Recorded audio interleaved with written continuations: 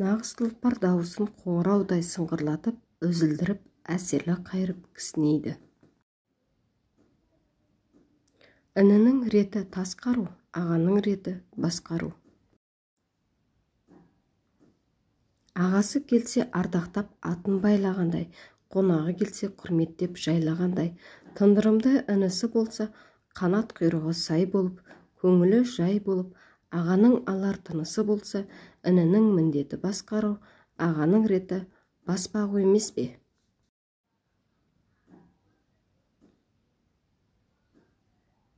Асқартау сенде бір мін бар, асу бермейсің, тасқын су сенде бір мін бар, өткел бермейсің, билер сендерде бір мін бар, басқаға сөз бермейсің.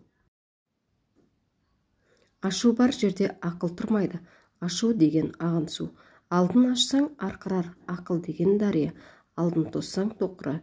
Кісі біреуге туыспау керек, туысқан соң сөз қуыспау керек. Сөз қуған пәлеге жолығады, жол қуған олжаға жолығады. Ораздының кәрісі қартайғанда қазына болады, шиырлының кәрісі қартайғанда қазба болады. Жігіттің жақсы дұрыс сөзде тоқтай білген, басқаны сөзіне тоқтата білген. Сарқылмайтын суат жоқ, тартылмайтын бұлақ жоқ. Құйрығы суда тұрса да, уақытысы жеткенде қурамайтын құрақ жоқ. Дүние деген пәни бұл, баласы жоқта мият жоқ.